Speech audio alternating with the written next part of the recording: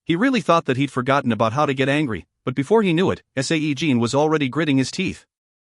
Other than the odd occasions where she had to enter the city limits to guide the arriving Nosferatus to their new underground base, Lilia spent close to half a year in that uninhabited island with Sae-Jin as the only company. During that time, a ton of rehabilitation training happened. He taught her magic and how to swim, the importance of the stable supply of sustenance, told her of things that would happen in the future, thereby doing his best to change and fortify Lilia's mindset. And the end result was that Lilia got to possess some semblance of that composed, relaxed demeanor Sae-Jin saw from her in the future. After thinking that this much was enough, Sae-Jin said his farewell to her exactly on the 200th day of the training. "I'm going now." Sae-Jin. What, you don't want me to leave? Sae-Jin. No. That's not it. Lilia. Maybe he was too hard on her until now? Lilia's expression as she vigorously nodded her head was stuck somewhere between joy and regret. Of course, the scale leaned ever so closer to joy. While grinning, Sae-Jin added one more thing. Right. This is your freedom, the one you've been dearly praying for. By the way, if you happen to find out the exact location of the Lord's hidey hole, let me know via communication magic, okay? Sae-Jin. Oh, sure. But why would you need that? Lilia. There's something I gotta do. Sae-Jin. The Lord said that he had misplaced the treasure that controlled the survival instincts of vampires, their bloodlust. However, unless he was suffering from a powerful dementia brought on by his extremely advanced age, there was just no way he'd misplace something that incredibly valuable.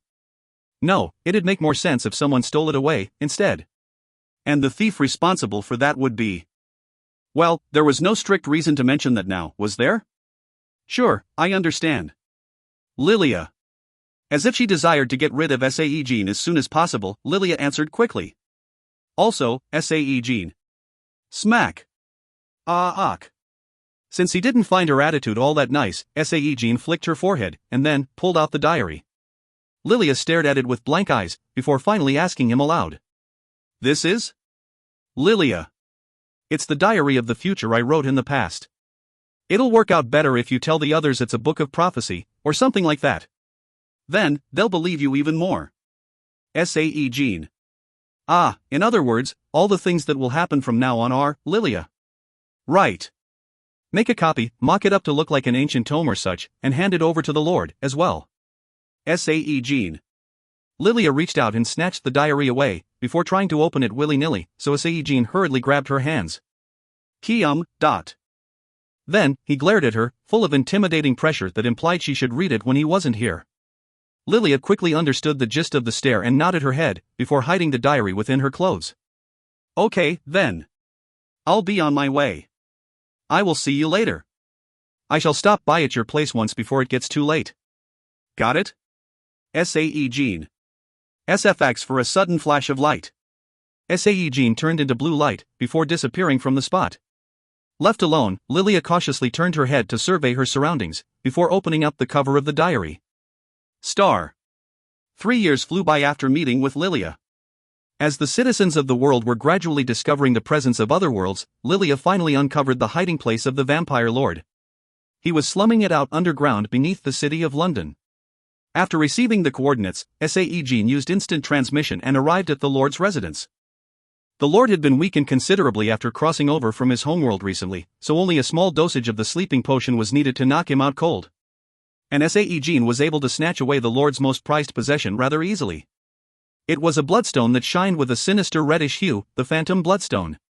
Sae-Jin had no idea how to use it, but whatever, it was still the most important weapon passed down from one vampire lord to another. Quaduk. Without a shred of hesitation, Sae-Jin destroyed it. No matter how valuable a tool was, if it was created to rule over other people, then it shouldn't even exist in the first place, after all. Star. TL, told from the MC's perspective. Time continued to flow by. The density of mana on Earth increased every day, leading to many strange phenomena to occur. And the world went through a big upheaval and a certain change at the same time, when the presence of refugees and migrants from another world came to be widely known as well. When monsters began appearing, new professions called knights and wizards were created to deal with the rising threat. The very first wizard tower in the Knights Order were established in the USA, and soon afterwards, many more sprang up all over the globe as if they were in a race or something. During this period of transition, several immigrants from the other world found themselves unable to integrate with the Earth's society and its rules, and began committing various crimes, violent actions of Mayans that seemed to know no end, and several mysterious missing persons cases that were suspected to be the work of vampires, etc., etc. In order to handle these criminal activities, another profession called mercenaries got invented. It happened in the year of 1990. Unable to endure anymore, the countries around the world agreed to call for the extermination of the Mayans first. Several thousands, tens of thousands of Mayans were executed without a chance for rehabilitation. And 5 years after that, the sharp ends of the vengeful spear of mankind wielded under the blinding rage were now pointing towards the vampires. It was beginning of the so-called war with the vampires. And so, the world moved towards the future that I grew up to know. On a certain autumn day in 2010, I stood on a street of a certain city in Kangwon. It was to meet again with someone I wanted to see so much. I really wanted to meet her before this day, but I had to endure it. I feared that something unexpected might happen, so I didn't even dare to look on from far away, as well. Maybe I wasn't supposed to meet today either. I had no idea what kind of butterfly effect today's meeting might cause. However, my hopes were resting on one significant fact. Before my mother passed away, she was seen talking to a strange man. However, the El-Las kid or his lackeys had no reason to talk to her in the first place. They were even planning to implicate the Bathories after murdering my mom, by leaving behind a fake clue, so they wouldn't do something that might trace back to them, after all. On that day deeply imprinted in my head, the day I still clearly remember. The day before Mom passed away, the day we went to a photo studio. I came to the bridge where we shared our final goodbyes. If I waited for a bit here, then soon, Mom and the younger version of me would pass by. And then, she would proceed to gift me a wound that may never be healed. Ah. Sae-Jin. I thought that my tear ducts had dried up due to my advanced age, but just by thinking about it, tears were overflowing out from my eyes. Thinking about how I'd get to see, and hear, her face and voice that were about to fade from my memories, so many emotions were acting up almost beyond my control. But, I gritted my teeth and stopped my tears. It was then. From afar, I saw a brightly smiling duo of a mother and her son. Seeing her appearance that was so familiar to me, all those tears I desperately held back began pouring out like a waterfall. Strength abandoned my legs and I plopped down to the ground. This was my first time feeling such a powerful mental enervation. Sae-Jin, mommy has to go to work for a bit, so... I heard her gentle voice so vividly. I was trying to steel my heart, but in that brief moment, it got shattered apart. My throat clammed up and I couldn't speak anymore, and I couldn't push my powerless knees to straighten up at all. My Sae-Jin can head home alone, right? Mom sent me home first, by telling me there was something she had to do. And so, that child would head home all alone, very soon. And then, Mom would leave me forever. Ing. Meanwhile, the boy energetically replied and ran towards home. And Mom gazed at the back of the running boy absent-mindedly. I watched them, busy wiping away my tears. This was my one true final chance. I couldn't simply stop here. I pushed myself up with both hands. I forcibly stood up. I wiped tears off my messy face and slowly approached her. Towards her, the one that I was eagerly waiting for. Chapter 171. Chapter 171. A monster who levels up Chapter 171, in the end, too. Creator A_passing_wanderer. Editor Akshathadan. TL, told from the MC's perspective. When I approached her, Mom's eyes opened up wide in suspicion. But, I just couldn't say anything. My throat clammed up, my chest felt so tight, and I had no idea just how much she knew about this version of me. And so, we simply stood there, staring at each other. Wind blew in from somewhere and leaves issued a sorrowful wail. Mom's long, soft hair danced along with the wind. Excuse me. Sae-Jin's mom. In the end, Mom spoke up first. But, when I heard her voice, my knees buckled so much that I couldn't remain standing anymore. I had to reach out and hold on to the railing of the bridge. Mom quietly gazed at me for a while, before a gentle smile spread on her lips. Is there something wrong? Sae-Jin's mom. Ah. Mom questioned. I needed to answer her. My throat was still clammy, but I squeezed out my vocal cord to the very limit. You're very beautiful. Sae-Jin. There were so many things I wanted to tell her at length, with little more detail, containing all my truths. But, I didn't. I just couldn't. Every time I tried to speak, tears flooded down my throat, so how could I be able to string out a decent sentence? As if she had misunderstood my words somewhat, an awkward smile broke out on Mom's lips. Ah ha ha. Thank you for your kind words, but I'm married. Sae-Jin's mom. How regrettable. Sae-Jin. I somehow squeezed out 2 more words, and my head dropped. I wiped the corners of my eyes while moans leaked out of my lips. Mom approached me with a slightly worried expression after hearing me. Are you all right? You don't have to be that sad, Mom. I shouldn't be doing this. No, I must try to memorize every inch of her face, so even when an eternity passed by, I'd still be able to remember her. Her gentle voice, her beautiful face, her swaying hair. All of those, I must carry them deep within my head, deep within my heart. I'm not sad. Just happy. Sae-Jin. Suddenly, a thicket somewhere trembled audibly. Mom took a quick glance at the direction. And I too was desperately aware of what this chain of events meant. Ah, in that case, should we talk about it for a little while? Mom.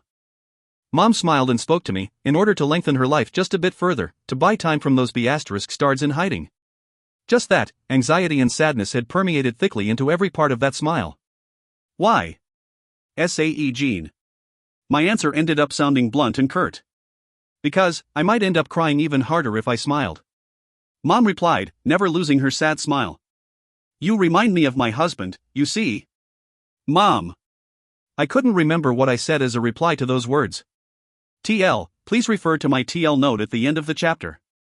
No, he died. During his job. Mom. If it was possible, I also wanted to meet my father. But, then again, to a person I've not really seen the face before, what was there for me to do and say? But, Mom still showed me the photo of her husband. My dad. As soon as I saw the pic, I spat out the words almost instinctively. Wow. You're right, and RDQ. Sae-Jin. You see? You really do resemble him. Mom. My heart felt like it might explode any time now, while I struggled to hold back my tears. So, I said whatever that just popped up in my head. TL, here as well, refer to my TL note below. Well, I guess so. He was a terrible man, leaving behind me and our son all alone, Mom. Their son. A son. Son. It was only a single word, yet it echoed more beautifully than any known bird singing sweetly, at least to my ears. TL, again, please refer to my TL notes. What do you mean, he's ugly? He's a really beautiful kid, you know? He's smart, handsome, full of ego. He is a carbon copy of your husband, indeed. Sae-Jin. Really, it's true. Mom chuckled. You really think so? Mom. However. That was the last of Mom's smiles. We had to say goodbyes now. It's already this late now. I think you should go now. Mom. I didn't want to. I really wanted to tell her that, as soon as I leave, she would die. However, Mom was already aware of this fact. If that was the case, should I just run over to that thicket and kill the ****stards hiding in there? But I knew very well that I couldn't. There was one more thing I had to tell her before that. One last thing, Sae-Jin. I was sure that, if I said any more than this, I'd end up crying. So, might as well tell her straight. Forgive me, because this is our first encounter, but, Sae-Jin. Fantasy books property. While tears fell, I confessed. I really love you. Sae-Jin. And that was how I said farewell to my mom. I developed a problem since that day. I couldn't sleep again. Was it because I slept too much until now, or was it because I was scared of forgetting her face and her voice that I've carefully stored in my heart, during my long slumber? Whatever the case might have been, I spent my waiting days submerged at the bottom of the ocean, while suffering through a heavy, nasty bout of insomnia. Although it was incredibly lonely down there, I had no choice but to stay, since the Leviathan form's growth accelerated faster the deeper the sea was. Another 10 years went by, and now, it was the year 1999. TL, I didn't make a mistake here, this is how it is in the raw. Just calculate the correct date by yourselves, folks. Carrying around a hollow pair of eyes, I went to see Lilia. There was something I had to do. Spending the last 50 years or so as the leader of her clan had helped Lilia to transform into the gentle, relaxed and calm person that he remembered. I've really changed after looking after so many people. It's as you said, Mr. Sae-Jin. Lilia. I smirked a little after hearing her. Now that I finally met another living, breathing person, I could somehow recover some part of my lost leisurely demeanor. But, what brings you here to us today? Lilia. Without saying anything, I handed 2 scales of the Leviathan that I had ripped off in advance, over to her. Lilia tilted her head slightly while receiving the scales. These are. Oh. Lilia. That's right. You've read about it in the diary, no? You keep one with you until I show up in the future, and the other one, you give it to the El-Los people a few years from now. The El-Los used this scale as the summoning medium to summon a Leviathan to the Han River.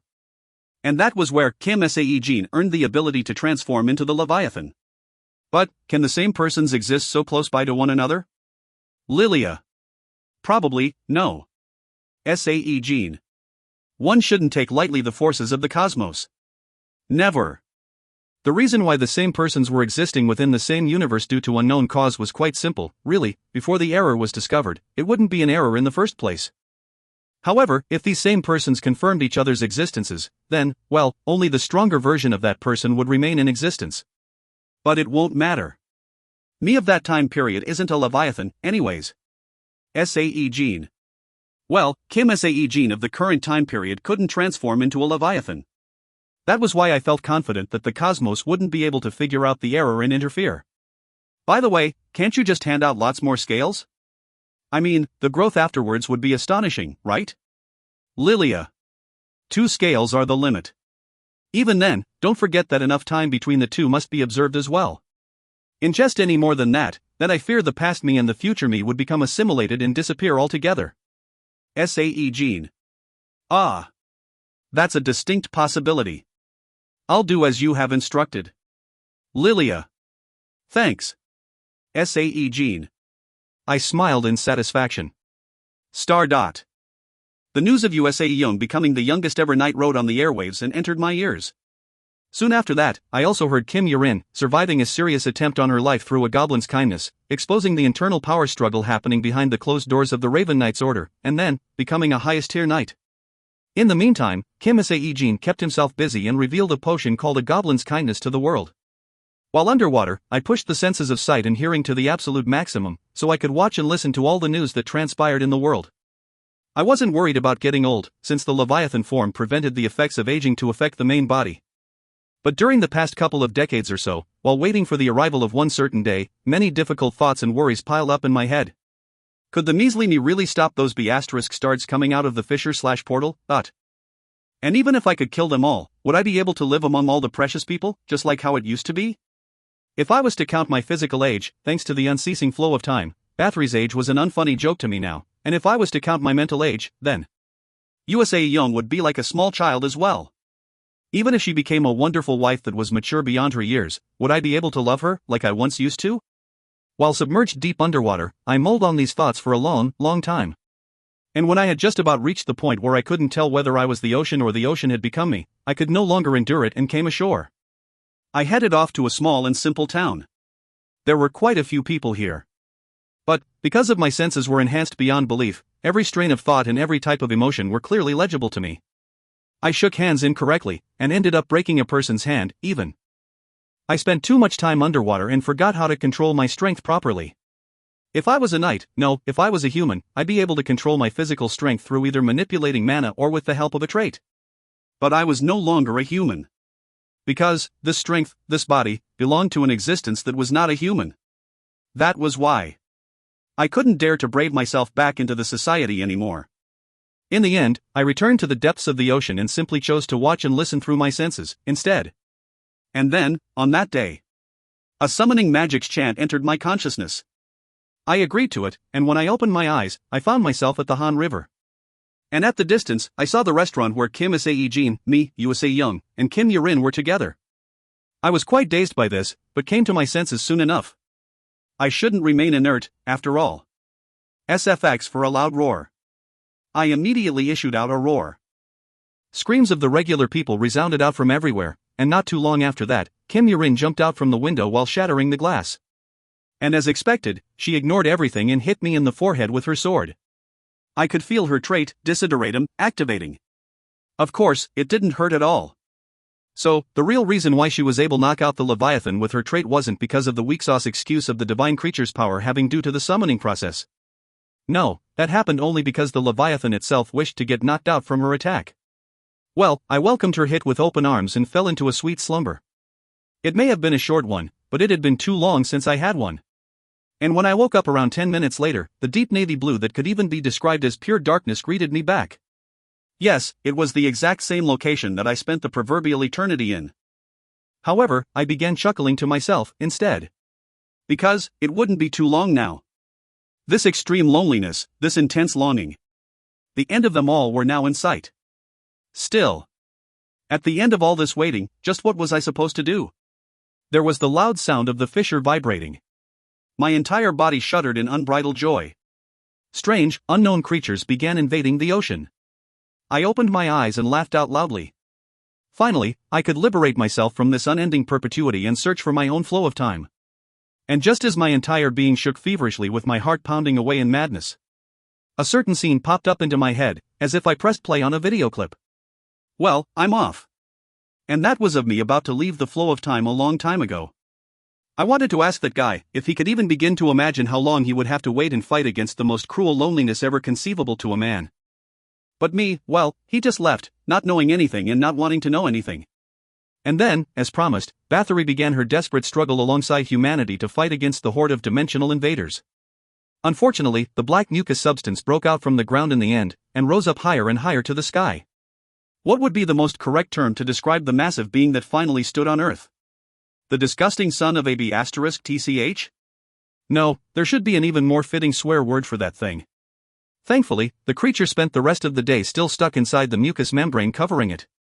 On the following day, the membrane evaporated somewhat, and the creature's arm was exposed. Jet black skin, and blue veins visible underneath it. Emboldened by the liberation of its limb, the creature swung its freed arm. Without much fanfare, more than half of all military and night personnel waiting there got wiped out. However, the creature didn't do anything else besides that. It wasn't some kind of a moron who threw away all the good food and then ate the scraps off the floor. No, it was pure arrogance on display. Another day went by. Its right arm got freed this time. But still, the creature didn't make another movement. Most likely, the ugly face hidden behind the mucous membrane was smiling insidiously. Too bad for the B*****. I too was looking at it with a thick smile occupying my face. Would the creature ever realize the fact that its arrogance, conceit, and ego had in fact brought on about its own demise?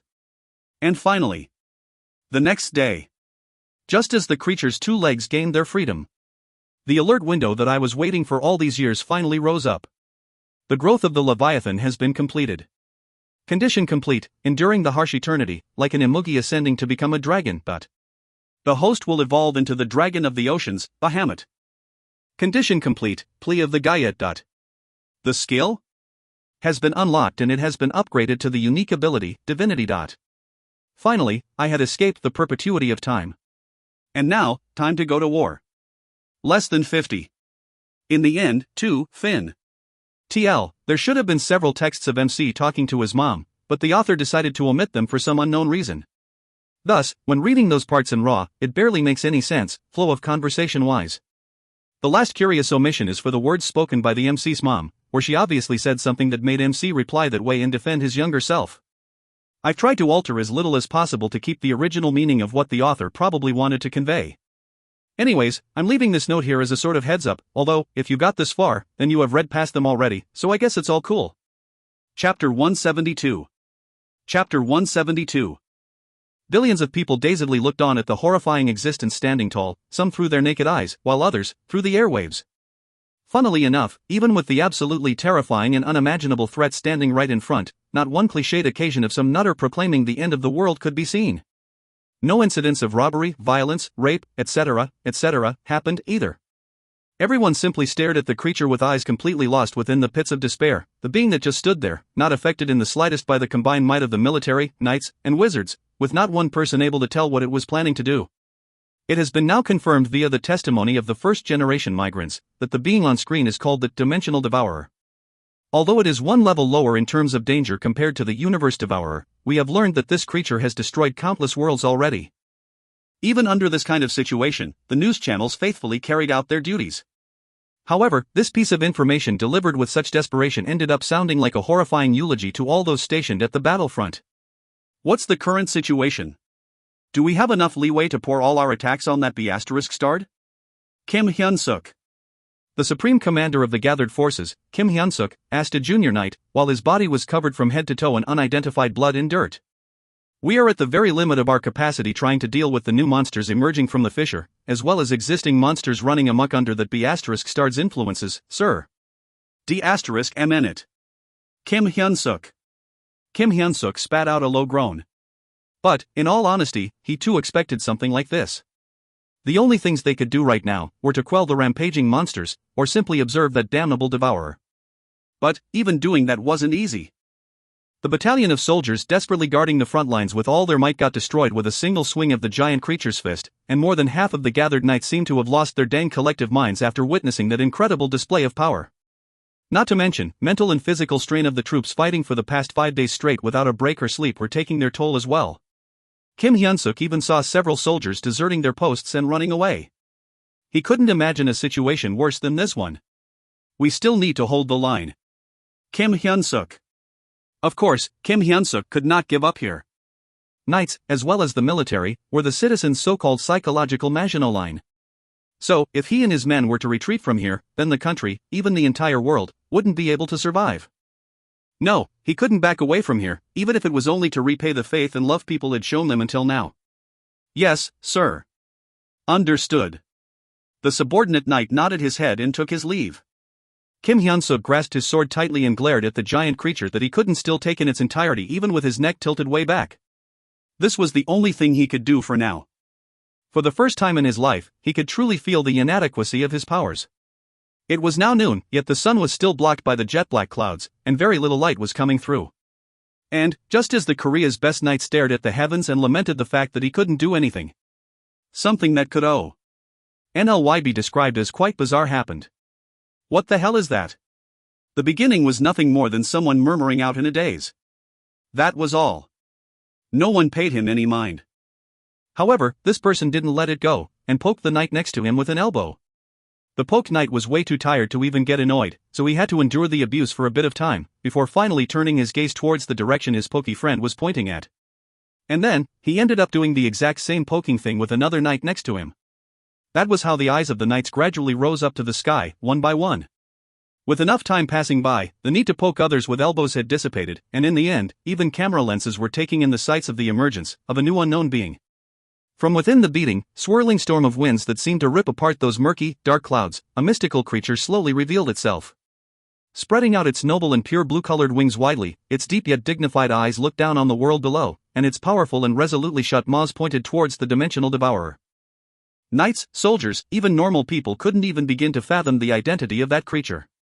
However, strangely enough, they all could faintly guess what it could be. That creature was an exact copy of the dragon in the fairy tales and legends of the yore. What the? Just before the gathered knights could fall into a collective dilemma of choosing between whether to celebrate this new development, or to throw away even the last vestige of hope, the dragon-like being lunged at the still awakening devourer. The world got twisted apart momentarily from the air pressure and noise generated by that powerful, mad rush forward. Needing only a blink of an eye that felt like the flow of time had been distorted, the dragon arrived by the side of the devourer and wrapped the tail around it, then began gathering a massive amount of mana in the mouth. And the devourer, until now inert and simply observing, hurriedly moved its arms and grabbed the dragon's, Bahamut's, tail. Too bad, it was one step too late. A jet-black breath beam was fired out without special sound effects and blew away the devourer's head. What? Huh? And there they were, unable to damage the devourer no matter what they tried. Jaws of the gathered knights dropped to the floor, after witnessing empty spot where the giant creature's head should have been. However, the devourer wasn't dead. Although now headless, it moved its one arm and 2 legs to fiercely resist. That was the signal for the mighty physical struggle between these two titans that shook the entire world. An indescribable scene of battle unfolded, where fists and front claws, kicks and tail whips were exchanged endlessly. However, after losing its head, the devourer had lost its sense of sight and all it could do was flail its arms and legs about wildly. Of course, those simple actions alone possessed incredible danger. Sae-Jin had found it difficult to properly control his new wings and was helpless when he got punched by a blind swing and flew away. Then, he even got kicked in the stomach, as well. Only after he spat out black blood out, he decided to deal with this B*********, using magic. Still, the devourer proved to be not a simple opponent at all. As soon as it sensed the activation of magic, it too responded with magic of its own. The only difference was, the devourers did not just aim at the dragon only. It was targeting the entire world. The sole purpose was to destroy. Bahamut hurriedly fired off a breath. In the end, though, Sae-Jin returned to fighting it physically, in order to prevent the fountain of blood from the Devourer's destroyed arm landing on the ground below. To stop it from using magic ever again, he hit it even harder than before. But, well, from the very beginning of this battle, there could only be one destined victor between the headless dimensional Devourer and Bahamut with all its body parts still intact. The longer the fight dragged on, the Devourer's ability to make judgments suffered, and in the end, it threw its arms and legs wildly as if it had forgotten how to use magic completely. That only lasted until another breath from Bahamut pierced its heart. And so, the dimensional Devourer that seemingly possessed no equal in this world, fell while issuing a bizarre cry that sounded like an animal, and scattered away into black smoke. Only the silence remained afterwards. Not even screams, cheers, loud shouts, or praises could be heard.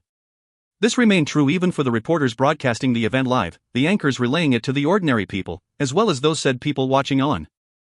This silence was so suffocating and unreal that tens of thousands of souls gathered here ended up imagining this was all just a long and harsh nightmare instead. Within this stillness, Bahamut slowly flew away. While blood poured out from numerous wounds on his body, the dragon desperately flew towards the East Sea where he would be healed. Only after he had drifted away eastward, and after a considerable length of time went by, did the remaining army of fighters realize what had just happened. One by one, they began approaching the position where the Devourer used to stand with numb and dazed minds. With the exception of giant craters where the Devourer's massive feet stepped on, there really was no trace of the monster itself. The reality finally dawned on them and they stared up at the heavens above. Just in time, the dark clouds drifted away and several bright rays of sun shone brilliantly down on the ground. And so, the world would never forget the beauty of the sunlight seen for the first time in 5 days. TL, told from the MC's perspective. It was a difficult, yet ultimately hollow battle that, after its conclusion, was hard to recall exactly what had transpired. That was why, as I laid this body that was so close to death by the depths of the ocean, I couldn't really remember anything. Although, I did sense the faint pulsing of this planet, Earth. And also, I could more or less understand that the planet was thanking me. I was confident that it was gratitude. A life form wished to live. It was the same whether you were a human, an animal, or a monster, even Earth too. The planet wished to survive. It wished for its salvation. That was why it deliberately created traits. So, the truth was completely opposite to all those experts that yammered on about fishers creating traits. The fruit of that desperate struggle, created in order to find even the tiniest hint of possibility for survival, born out of the irresponsible mentality of anything is fine, so please, let one stick, that was trait. That was why, I knew I'd wake up for sure, sooner or later. The warmth of the divine energy wrapping around me while I remained submerged deep underwater was the proof of this. Also, the text's plea of the Gaia has been completed appearing in front of my eyes were another proof. I was only entering a deep slumber, just like how it always had been. And soon, I would be able to meet up with the others. And, I would be able to love them as an ordinary person by then. I truly believed that would come to pass. TL, told from Sae-Jun's perspective. With the appearance of the legendary creature, Bahamut, the world finally found peace. The unstoppable calamity, the dimensional Devourer was defeated at the claws of Bahamut, and soon, many fissures opening up around the world began to close for good, one by one. However, at the same time, small chaos ensued as well. Because, all traits had suddenly vanished into thin air. Many, who enjoyed charmed lives but now had to live like the rest of normal people, couldn't quite come to grips with this reality and were wading through pits of despair. Of course, those like Ju Ji-hyuk and Sae-Jin, whose egos weren't inflated by their traits, had no problem whatsoever adopting to the new life. On the flip side, mana and monsters didn't disappear. One thing that did change was that monsters couldn't replenish their numbers through the external supply anymore and had to live, breed, and perish in the exact same manner of every other normal wild animal. Of course, if monsters were exterminated, that would cause too much of a shock to the world's system, so they would not be pushed towards extinction. Instead, they were to be reared by mankind. A month after the passing of the Great Calamity, a religion worshipping Bahamut sprang up. People were disappointed and distrustful towards the pre-existing religions that didn't offer any real, tangible aid during the most obvious apocalyptic threat ever recorded in history, and also, with an uncanny timing, several followers of Bahamut popped up suddenly, too. The pre-existing religions offered the usual line of excuses, even going as far as to say that their gods had sent Bahamut to humanity and all that, but with the exception of a small percentage, modern humans weren't delusional enough to fall for such empty claims. Inevitably, after the religion came the organization, and eventually, the Bahamut organization's greatest temple of worship was built on the very spot where the dimensional Devourer was felled. This place became the Holy Land that many worshippers from all corners of the globe made pilgrimage to. A religion that became one of the biggest in the world through only a single moment, the Bahama Church, and the leader of this organization was Lilia.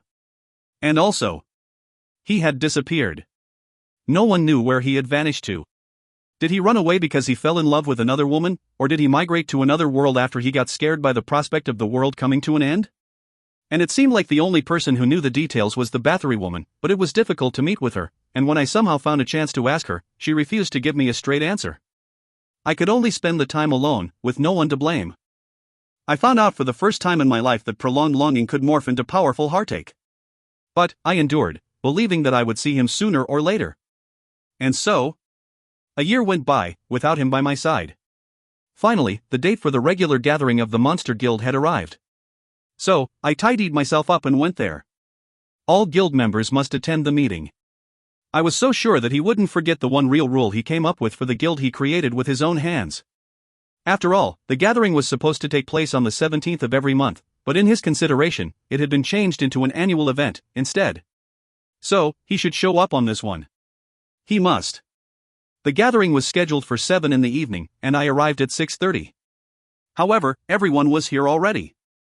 Kim Yurin-uni, the Tower Lord Hazeline, the Member of Parliament Ubexon, the married couple Ju Ji-hyukani Hirin, Bathory and Rosradel, as well as Kim Sunho and the rest of the newbie members.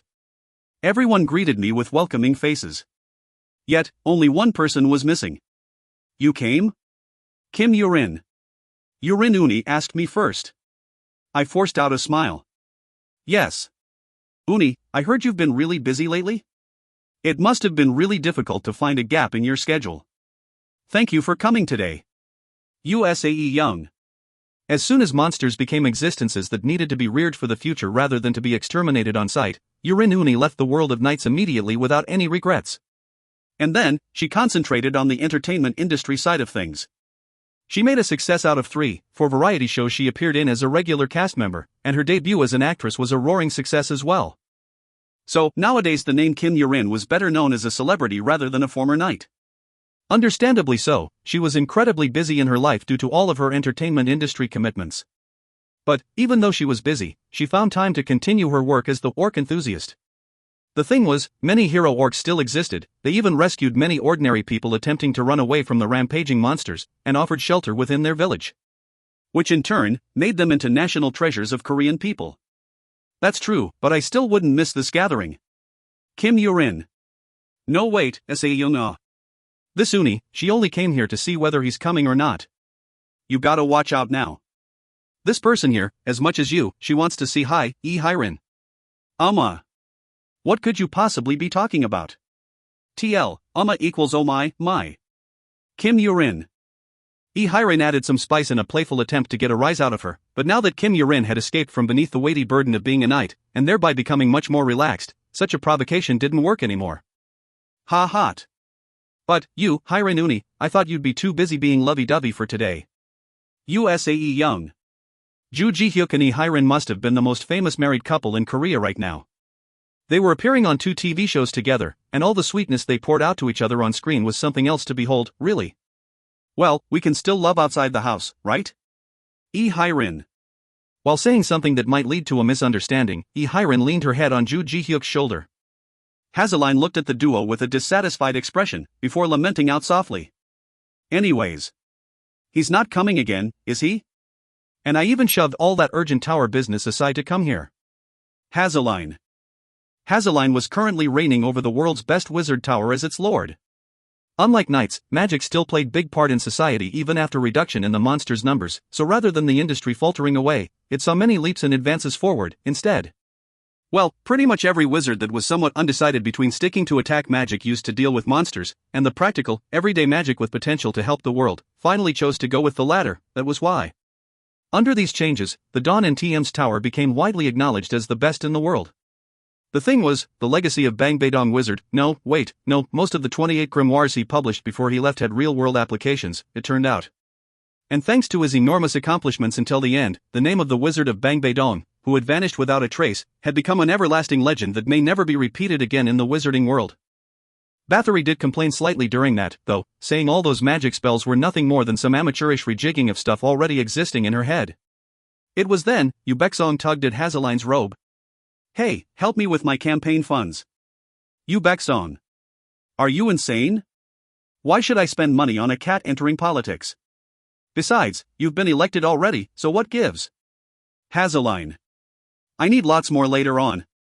You think running a constituency is that simple? At minimum, I gotta be elected 3 times. Yu Baekseong. But, isn't there still lots of time left until the election? Hazeline. I'm specially elected to fill a vacancy, so I gotta get elected again in a year, you know. Yu Baekseong. Surely, the most weird prospect here belonged to Yu Baekseong. She became a member of parliament. On top of this, her ambitions began ballooning up without anyone noticing it, and now, she could often be seen staring at a certain house with blue roof tiles with eyes burning with desire. Hey, how was the reaction to the interview I shot today? Bathory. To the side, Bathory showed no interest in them whatsoever, and was busy asking her retainer while looking at her phone. It's very good, ma'am. Everyone's praising you. Ross Riddell. Hugh Young. At Ross Riddell's energetic reply, I could hear a slightly happy snort from the side. It was really tough trying to predict what could have happened to Bathory and Ross Riddell during this past year.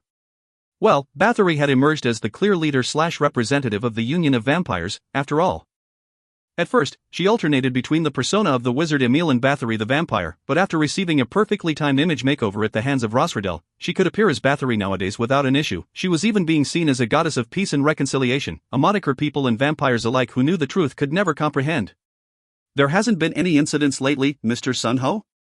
USAE Young. Ah, well. Besides taking care of the children, nothing much has been going on in my life, Miss. Kim Sunho. As for Kim Sunho, he resigned from all of his duties and then became a father of twins. A son and a daughter, no less. Mr. Sunho's children are so cute, you know? Let's go and visit them sometime.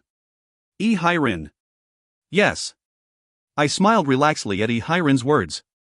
And so, our unhurried conversations took flight. Waiters brought out wonderful food and expensive alcohol, and the members made sure there was no lull in our conversations. Topics ranged from newbie members, the road ahead for TM to the succession at the dawn, etc., etc. But, with the exception at the very beginning, no one talked about him anymore. Everyone was being considerate to everyone else, and also, there remained this slim hope and expectation running within our group, too, where he might just show up out of the blue, that kind of hope. And so, we talked about unimportant matters and inquired about each other's lives, letting the time slowly move forward. 1 hour, then 2, 3, 4. Time continued to flow, but no one gave up. However, midnight came, and the day had come to an end. The date for our regular gathering had come and gone. And that meant, the possibility of seeing him today had ended, as well. Guild members did their best to hide their sadness, shared well wishes and bid farewells. I returned home feeling rather proud of myself for holding back my tears. But once I did get home, I felt the cold emptiness of this place and I began crying again. To not find him waiting for me at the end of a day, it was the worst torture ever. All those things I did for him and those that I couldn't yet, stabbed my heart like an assassin's dagger. I wanted to see his face, and repeatedly say his name out aloud. And the fact that I couldn't do any of those without him here made it so unbearably hard. I buried my face in the pillow and cried. Then, I gradually fell asleep from the exhaustion. He left as if there was nothing big going on, and disappeared as if he wasn't even there since the beginning. But, he did exist, and even if he didn't, I still wouldn't be able to forget his face, now deeply ingrained in my heart, so, even spending one day without him was painful. I suffered from anxiety that tomorrow wouldn't come at all. But, I believed his promise that he'd come back no matter what. It might not be tomorrow, but when he would make his return, I'd forgive him. No, really.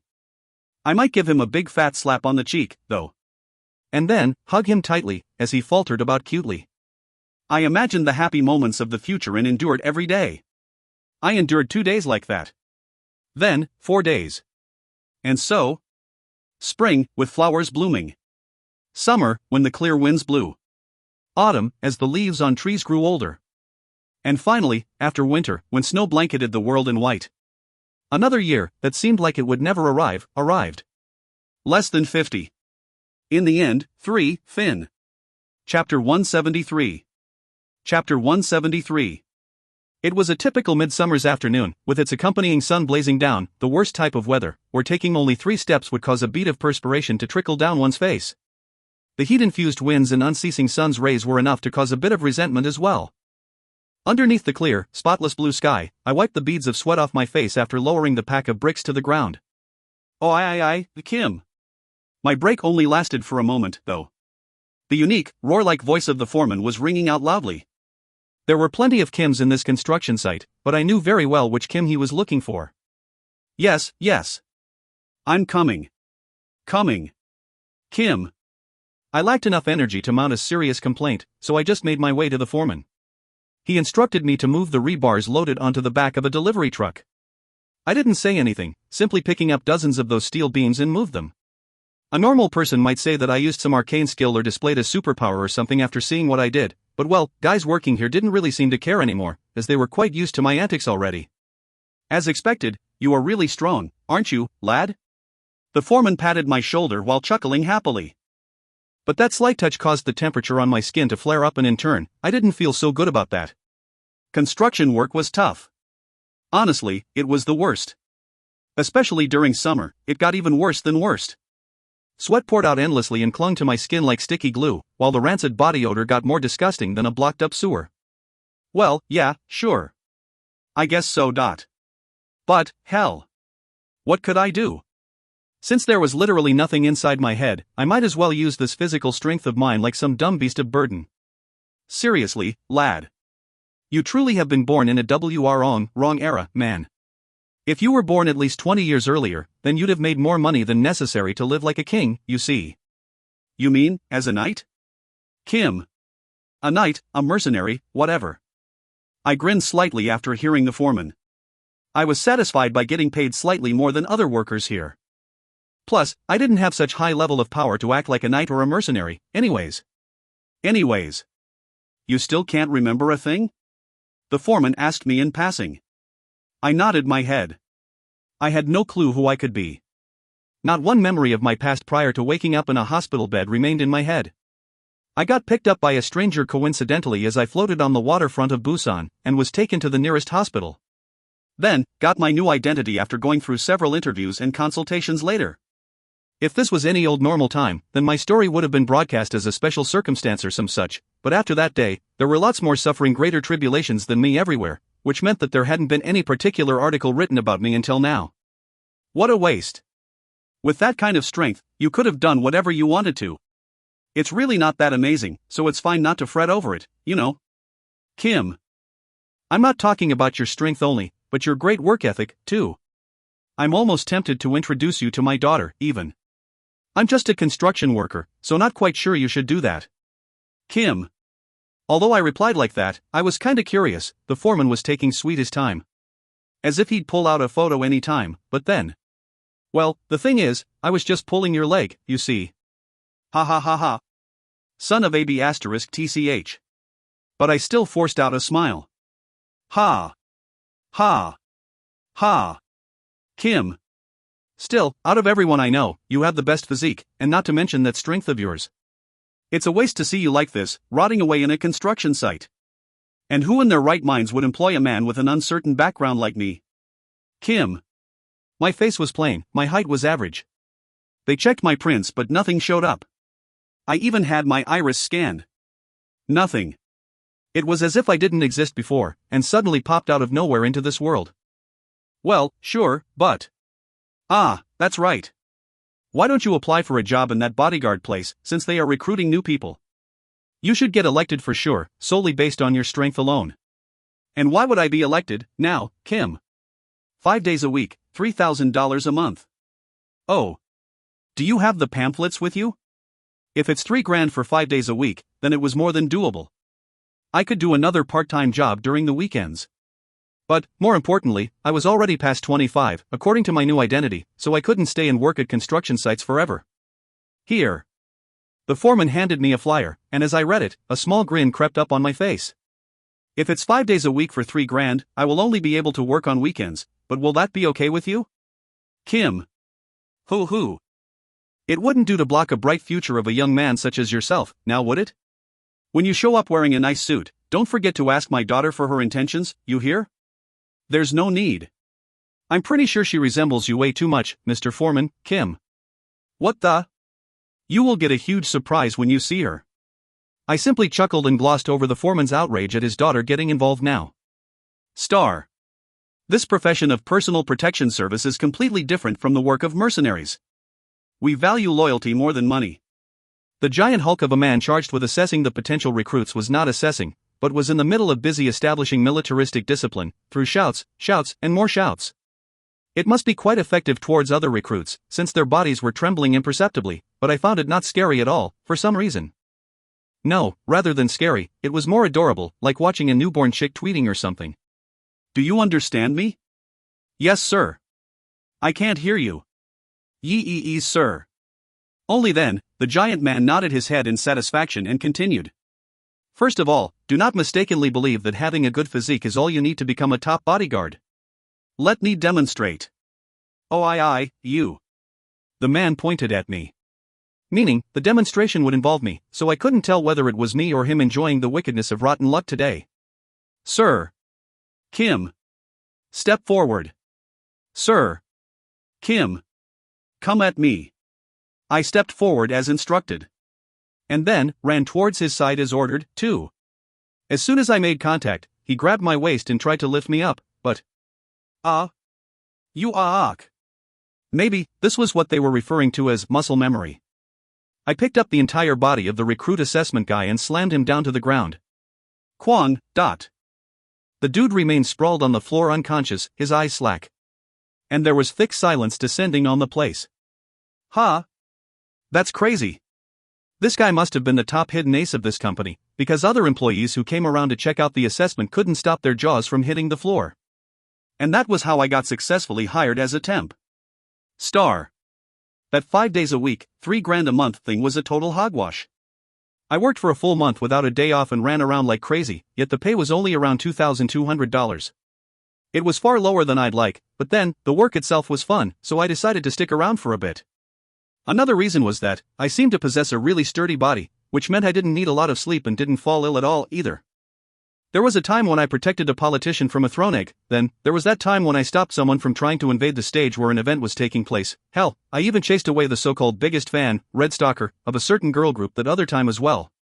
The most important bit was me saving the girl group. Right after that happened, one of the singers asked me for my number, making me wonder whether this was a dream or reality. Not sure what she saw in me, but she then asked me if I'd like to become her manager. Her name was Yua, by the way. A very pretty girl, too.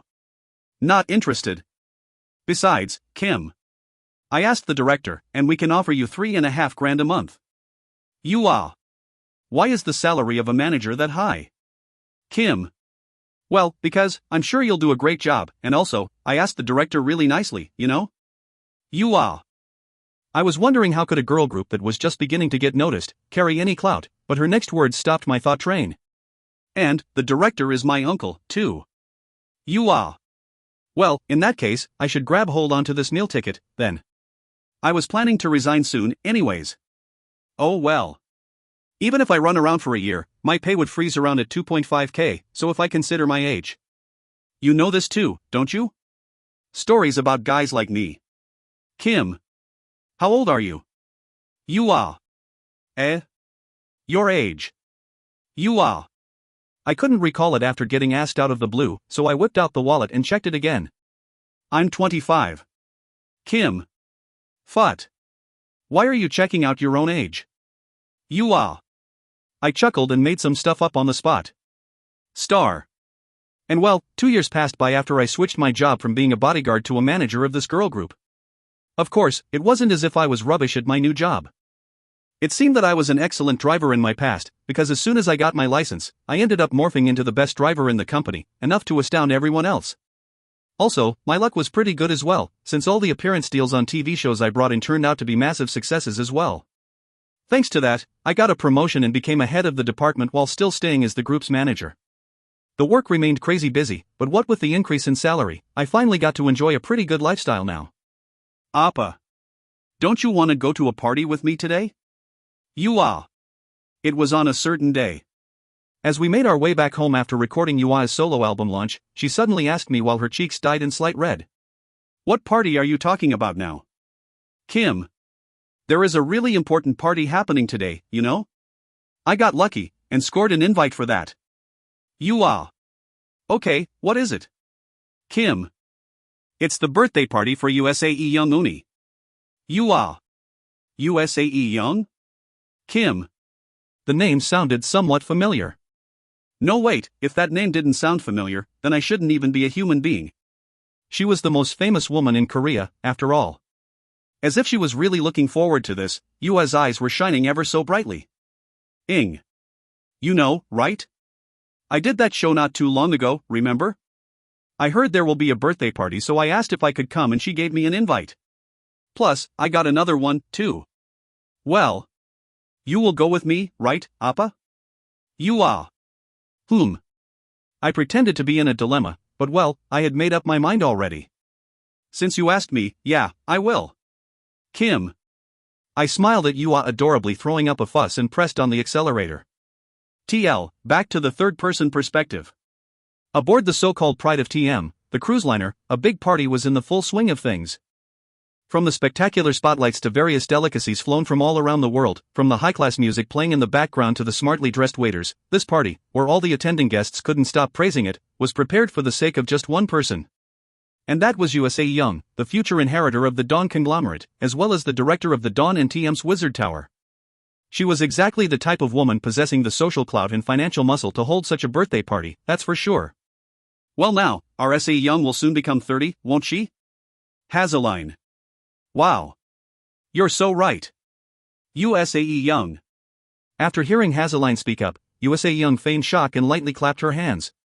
Yu Baek-song quickly dug in between the gap created. And you will soon turn 40. Yu Baek-song. At this unexpected low blow, Hazeline's brows furrowed slightly. But you're also 40, aren't you? Hazeline. It's not, when counted in Suin years. Yu Baek-song. In that case, I'm also not. Hazeline. But elves can't live for long, right? Yu Baek-song. I can live past 120 with no issues. Hazeline. An average lifespan for an elf was 1.5 times longer than a human's. And befitting the reputation as the race of beauties, the aging process of elves was far less severe than a human's, even when hanging on by the death's doorstep. It was not for nothing that there was a joke about an elf with wrinkles being a few days away from dying. What you gonna do about it, Miss 40? Yu Baek-song. Yapping on and on, you're being noisy, little kitty. Hazeline. Yu Baek-song and Hazeline glared at each other and started a psychological warfare. However, their abrasive and childish tit-for-tat looked like an awesome high-level conference full of important discussions to the observers from afar. If we are to talk about ages, then the biggest problem is with our captain, Miss Yurin. Her age isn't all that different from Hazeline Uni, and she's neither an elf nor a Suin, on top of that. Hairin. Hairin giggled ominously and dragged in Kim Yurin into this conversation, who just so happened to be busy chugging down lots of food on the side. Of course, Kim Yurin got surprised by the inclusion, and coughed while patting her chest as if the food went down the wrong hole. Cough. Why are you talking about me all of a sudden, now? Kim Yurin. Because, we're worried about you. Maybe not marriage, but how about going on a date with someone? You're only getting older, you know. Hairin. Unhappy but having nothing to retort with, all Kim Yurin could do was to wordlessly glare at Hairin. It was then, Ju Ji-hyuk cleared his throat a bit and intervened. Well, it should be fine, since Miss Yurin is still very beautiful. Ju Ji-hyuk. What the heck? Listen here, just whose husband are you? Hairin. No, I'm just saying, Ju Ji-hyuk. How many times did I tell you not to look at other women besides me? Hairin. Hairin pinched both of Ju Ji-hyuk's cheeks and fixed his head towards her direction. Sae Young gazed at the two of them and recalled the happy yet sorrowful past. Then, for some inexplicable reason, she felt this sense of familiarity and turned her head around. And there was a man standing there, who seemed quite familiar to her. That man was looking around with a pair of dumbfounded eyes, as if this was his first time attending a party like this one. Seemingly entranced by something, Sae Young's feet moved on their own. And soon after, as she got close enough to touch him. Appa. You ah. Someone else appeared and took away his hand. Startled, Sae Young took a couple of steps back. And the two people ended up discovering her presence because of that. Ah, Sae Young Uni. You ah. The woman greeted her happily. And the man who resembled him so much, lightly bowed his head. USAE Young. Is there something wrong? No. It's nothing. Just. USAE Young. Oh my? You're suddenly using formal speech. Unfortunately, USAE Young couldn't even utter out a single question before hastily retreating to a faraway distance from them. Epilogue, Meeting Again, 1, Fin. Chapter 174. Chapter 174. His height and even the face, as well as that atmosphere of the person were different from Kim Sae-Jin, although there were also some similar points as well. However, he did say his physique and facial appearance had changed a good deal due to his traits' effects. Truly, the first impression of his face I got, which was getting very faint in my memories nowadays, did gradually change as the days went by. Right. The unexplainable mystery called trait had disappeared from this world, hadn't it? Of course, just because traits had disappeared, that didn't equate to everything built up by them also disappearing as well. The clear example of this was my own body, changed with my traits' help. But, no matter how hard I thought about it, that man's face was remarkably similar to Kim Sae-Jin's first impression, still faintly remaining in my mind. It might be nothing more than my baseless hope cooking up some nonsense, but he just felt way too familiar to me. It was then, Hai-rin was asking me with her head tilting slightly. Sae Young? Hai-rin. Yes? What are you looking at? Hai-rin. It's nothing, really. I couldn't concentrate on the party anymore. I tried to lighten up the air around me, but I kept on glancing back towards where he was. Watching him smile brightly while looking at another woman made my chest tighten. All these men approaching me with smiles were getting annoying now. Even the wonderful tunes beautifully draping over the party was getting on my nerves, too. In the end, I had to make up my mind. Except, I couldn't muster up enough courage, so I poured the whole glass of champagne down the throat. Even that wasn't enough, so I downed another one. And then, another. People around me were showing confusion at my sudden drinking spree, but I didn't care.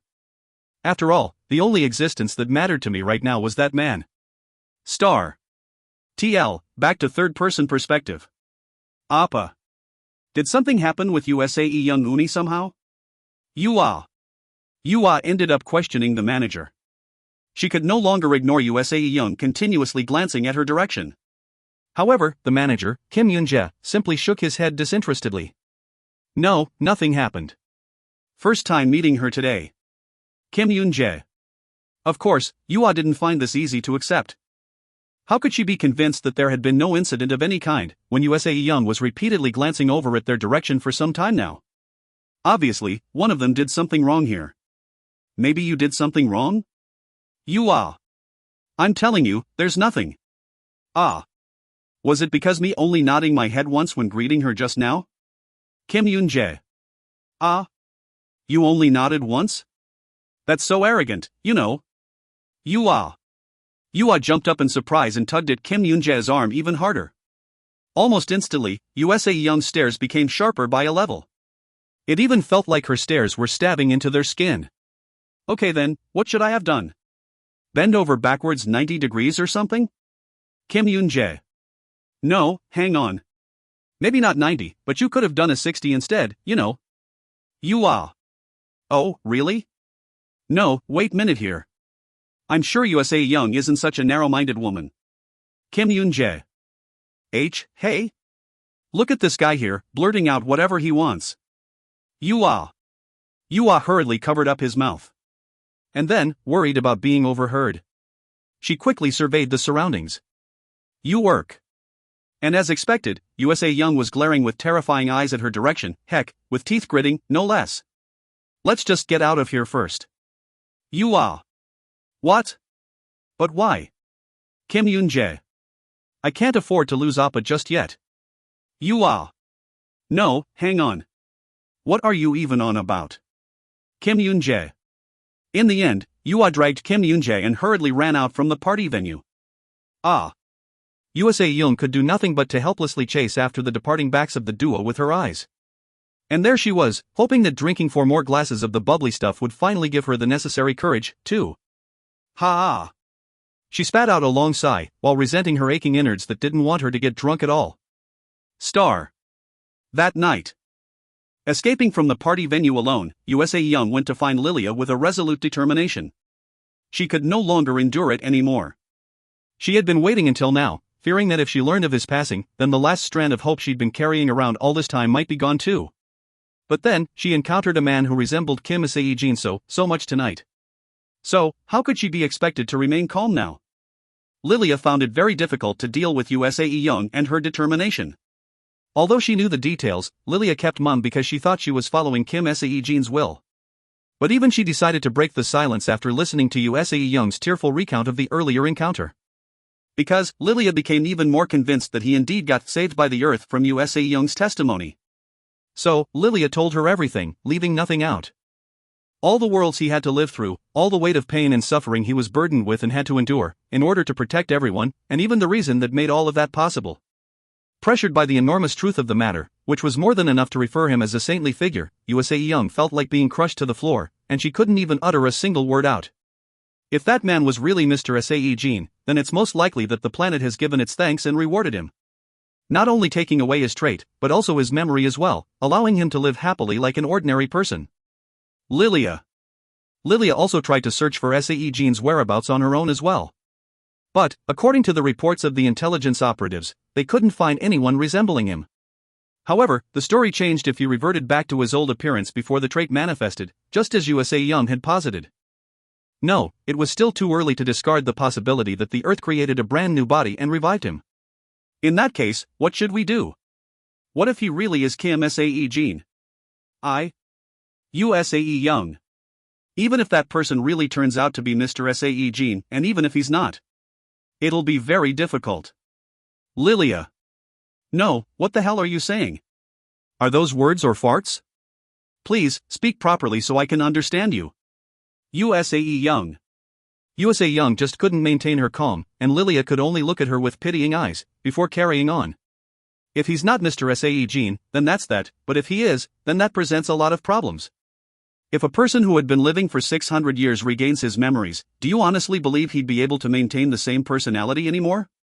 Also, in his previous life, his entire being evolved into the legendary Bahamut.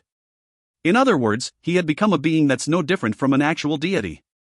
Lilia then added, wouldn't we look like ants to him once he regains his memories? Sae Young couldn't reply. She wanted to argue about something nonsensical, sure. But her throat had clammed up and she couldn't summon up her own voice anymore. Her head was full of stinging pain, causing her to think that this truly unbelievable story sounded far more real than reality, all the while Lilia's words stabbing into her heart was making her scared. Terrified. Finally, she couldn't withstand the tide of emotions wanting to drown her and plopped down on the floor. And then, for a long time she cried while emitting pained moans. Back to Sae Young's perspective. August 19th. At first, I was full of despair. However, I somehow regained enough of my senses and observed him for a long time. It felt like a year had passed, but in reality, it was only for a month. If someone saw my obsessed behavior, I'd be labeled as a stalker, but every passing day felt like blood was draining from me, so I couldn't help it. Every night when I fell asleep, I dreamed a dream and a nightmare at the same time, the former about him coming back and smiling at me like how he did before, and the latter about losing him to a girl named Yua before he could regain his memories. And today, I could no longer endure this torture and had decided to proactively try something. That was today.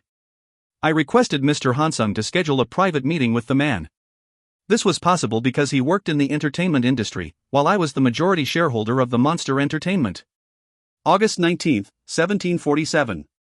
Only 13 minutes remained until 6 in the evening, the scheduled hour for our meeting. I soothed my nervousness by chewing on my nails, and I resolved my worries, albeit only by a small amount, with my legs trembling all the time. And as the phone screen indicated 18:00, the door to my office was pushed open. Stunned silly, I shot right up before I even realized it. Hello, there. Kim Yoon-jae. Ah, yes, hello OW. Oops, I got too loud there, didn't I? My consciousness dimmed for a bit thanks to that stupid mistake of mine.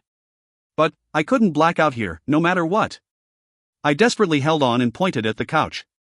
Please have a seat. Hurry. Sae Young. He tilted his head slightly, but still managed to sit down. Soon enough, a silence descended in the office for the next 3 seconds, but as I couldn't endure it, I hastily walked over to the desk where tea and snacks had been arranged. Would you like some tea?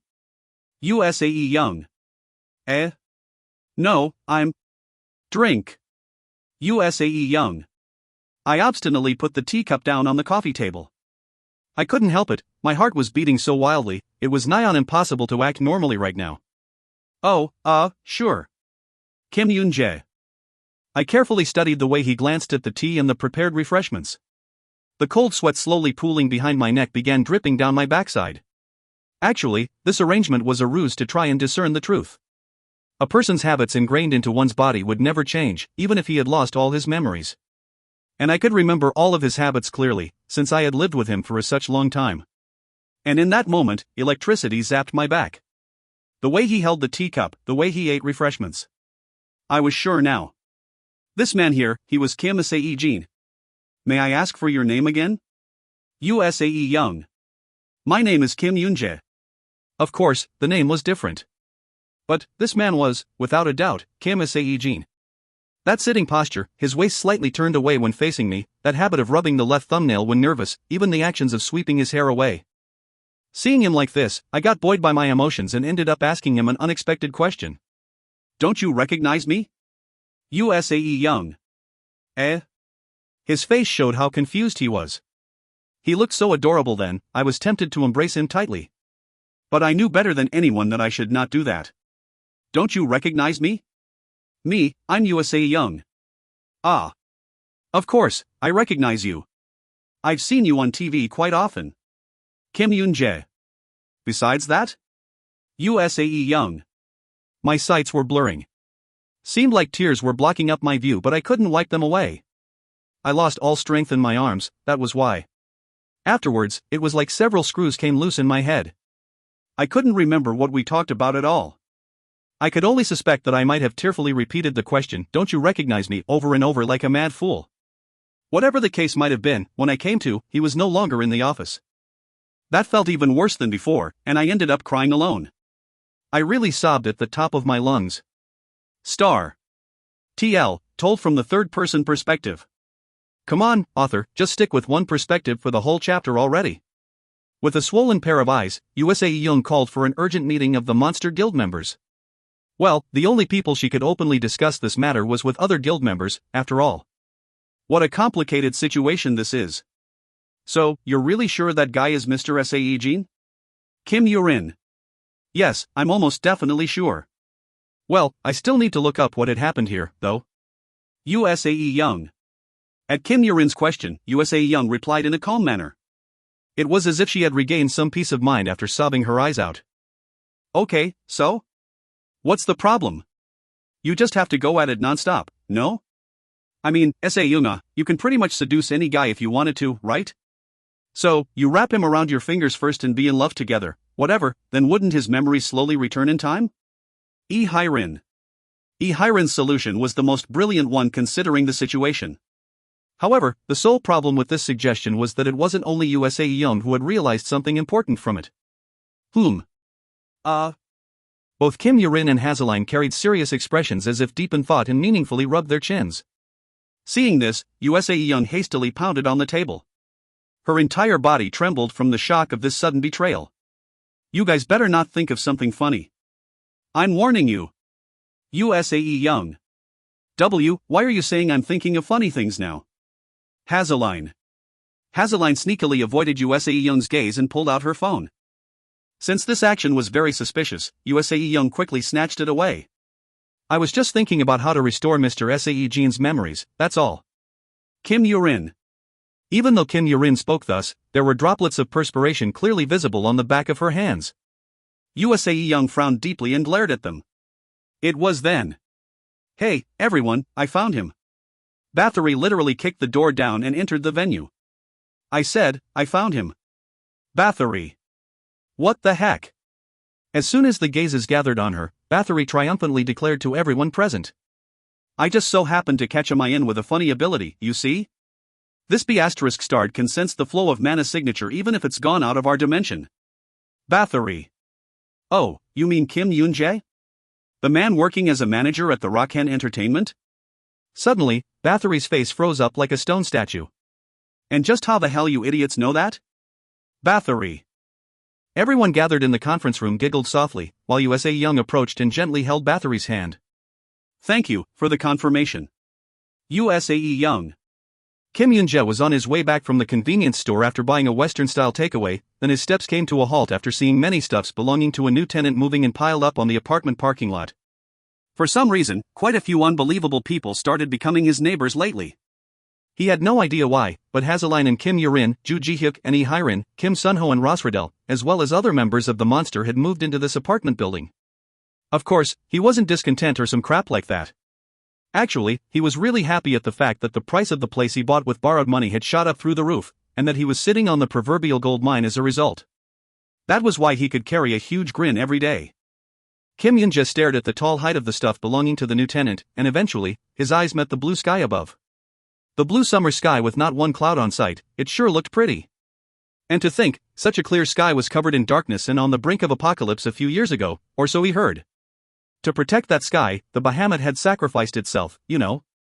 It was then, a rather sexy voice tickled his earbuds. He turned around to find USAE Young. Only then, he remembered that she too had moved to this apartment as well. The media was shouting about her presence being the finishing touch or some such. The Bahamut, you say? Kim Yoon-jae. Yes. USAE Young. Ha, ha, Kim Yoon-jae. Kim Yoon-jae just chuckled. Well, he couldn't remember any of that, anyways. He probably did see it back then, no, without a doubt, he lost his memory after getting entangled in that somehow, and now, the inside of his head was as empty as a sheet of blank paper. It was such a frustrating and rather lonely feeling, this.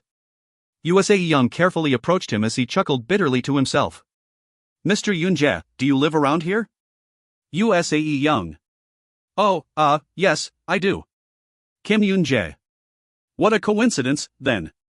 I just moved here, too. USAE Young. USAE Young pointed at the stuff behind her and grinned refreshingly. Oh, really? Kim Yoon-jae. Yes, really. While seeing Kim Yoon-jae's uninterested eyes looking back at her, no, seeing Kim Sae-Jin like that, she firmly resolved herself once more. And that was, even if he had lost all the memories created with her and thus no longer was Kim Sae-Jin, she would still not give up. She would do anything possible to get him back. No matter what. And so, for her very first operation? Today, she even resorted to borrowing the power of Mother. With the justification that the mother was to be her in-law soon enough, she searched around and finally located a certain charnel house, and located the only photo the mother-in-law and the husband took together all those years ago. While apologizing furiously inside her mind, USAE Young walked past him and dropped the photo frame accidentally. Hearing the thud, her chest jumped a bit, hoping that the glass didn't shatter from the fall. And as she pretended to not notice for the next 3 seconds or so, he started talking to her first, as planned. Excuse me, this. Kim Yoon-jae. He picked the photo frame off the ground and stared at it for a long time. At that very moment, her heart stopped beating. Please, please. However, the meaningful glint in his eyes only lasted for a short while. He just tilted his head slightly and handed over the frame to her. But USAE Young was satisfied by this. The signs of confusion and déjà vu written large on his face for a brief moment, those were enough. The possibility definitely existed now. Looks like you were heading in as well? Would you like to accompany me along the way? USAE Young. Yes? Sure. Kim Yoon-jae. He nodded his head. Although it was only 10 seconds from there to the elevator, she still felt unbelievably happy inside. She even wanted to hold his hand, but decided not to get too greedy. Just walk alongside, for now. By the way, is it okay to leave your stuff back there like that? Kim Yoon-jae. Yep. Hearing him, USAE Young pointed at the photo frame, or more correctly, a boy smiling inside the photo. I only need this one, you see. USAE Young. It didn't matter to her even if he had no memories of the past. In that case, all she had to do was to create new, fun memories with him, and to replace the old one that was filled with only the lonesome, endless waiting. Although her efforts might be cheaper and worth nothing compared to what he had experienced, she was still prepared to wait and pour every fiber of her being to make her resolutions a reality. See you around. USAE Young. Sure thing. Kim Yoon-jae. She stared at the side of his face somewhat shyly while her fists clenched tightly. She wasn't worried, nor did she feel scared. No, she simply imagined the bright future with him once more and smiled. The sky had cleared up wonderfully now. And surely, the brightly smiling sun floating in that blue clarity would continue to shine with warmth on them, hopefully without the darkness trying to dye the world again. And after some time would flow by. Someday, that happiness we've been wishing for will be ours. Sae-Jin gazed at him, and smiled radiantly like the sun. Epilogue, meeting again, 2, Finn. The author, G. Gabson's postscript. Everyone, thank you for reading until the end. I love you, my readers. Even to my own belief, all my words seemed really lacking, but still. I can only thank you again and again. While writing this, I had a few regrets and felt bad about missed chances. Since I lacked the gift of gab, I can't seem to explain myself properly, so. To summarize in 3 sentences. Even though this work was lacking, regretful and somewhat incomplete even from the author's point of view, I still like to thank every one of you for reading it regardless. I'm sure there were times when you thought you didn't get your money's worth. You have endured well. I'd like to return with even better work next time. Everyone, I'll see you all later. Goodbye. The translator's take. What can I say, other than to repeat what the author wrote above mine? Thank you, everyone, for sticking with this novel through thick and thin, through all the infuriating arcs and genuinely cool moments. This was my first attempt at fan translating a novel, and in the process, I have learned a lot. I will always be grateful for that. Also, I'd like to specifically mention the excellent work put in by my editor, Sae-Jin. He's my partner in crime for this adventure. Although he told me he would stop editing after the conclusion of this novel, I still wish for him all the best in the world. Oh, before I forget, Mr. Author, I'd like to also thank you for infuriating me with many weird turn of phrases and inconceivable hanja combinations that basically didn't have any meaning peppered throughout this novel. Digging through internet trying to find out what you were trying to convey was really not fun and time-consuming, you know. And finally, once more, thank you guys and girls for taking your valuable time out to choose and read this novel, as well as all those incredibly generous and wonderful folks who had donated and sponsored countless chapters during the TL run. There are so many names, I can't even begin to write all of them down, otherwise you might end up reading until the end of next year. LOL. Regardless, you guys totally rock. My next projects will be. Well, watch this space, folks. It's going to be a doozy. A_passing_wanderer, signing out. The editor's rant. Heya, people. I am Sae-Jin, the editor of this novel. It has been a crazy rollercoaster ride for me with this novel. At first, I actually started having some interaction with the TLA_passing_wanderer when I was reading his original. Then, by some inexplicable forces, I ended up helping out with this fan translation as an editor. And forgive me if I had not made the novel as readable as you guys would have expected. I still remember the days where we did a mass release in Wand and I would end up doing some work overtime, despite our regular schedules. It seems surreal for the novel to have been completed, even though it is a small one. Unfortunately, I won't be able to continue my tryst with Wand as I am stuck in a transition phase in real life. You know, job and the risk of being unemployed. Hopefully, Wand would get another editor, better than me if possible, for the novels he would be translating and for the original that he would continue working on later. And finally, I would like to thank the author for writing a reasonable story that could be enjoyed by the audience. I hope he could continue producing novels better than A Monster Who Levels Up. For all the readers, continue your habit of reading these novels, so that more fan translations would pop up and who knows, some great gems could be unearthed from this vast world of novels. Okay, I guess I have rambled too much. Thank you for reading the novel once again. This is Sae-Jin, signing out.